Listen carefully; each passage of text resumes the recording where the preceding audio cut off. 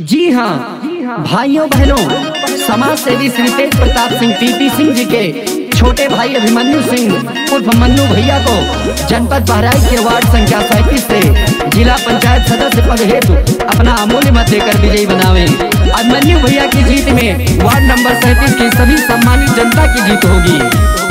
तेज प्रताप सिंह जिंदाबाद जिंदाबाद, तेज प्रताप सिंह जिंदाबाद जिंदाबाद, अभिमन्यु सिंह जिंदाबाद जिंदाबाद, मन्नू भैया जिंदाबाद जिंदाबाद। पूरब पश्चिम उत्तर दक्षिण सोर फैल बनौआ जिताई दिया हो, जिताई दिया हो चाचा। पूरब पश्चिम उत्तर दक्षिण सोर फैल बनौआ जिताई दिया हो, मन्नू भैया के चुनौआ जिताई दिया हो, अभिमन्यु सिंह के भैया जिताई दिया हो।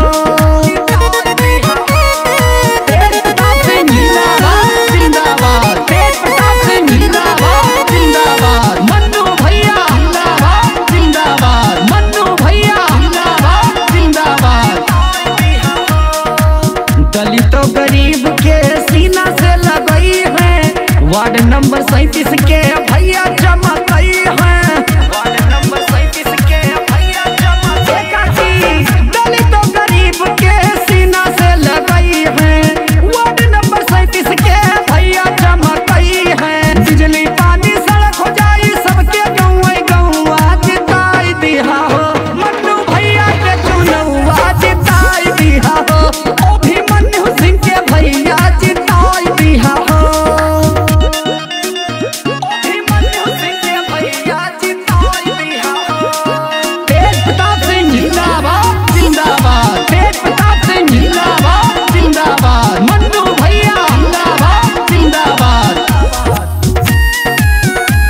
जिताई दिया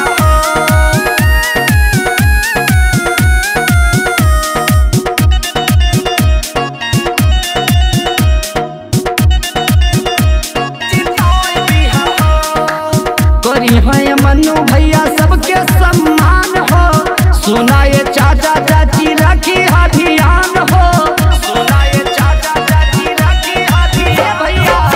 करी है मन्नू भैया सबके सम्मान हो, सुना ये चाचा चाची रखी ध्यान हो।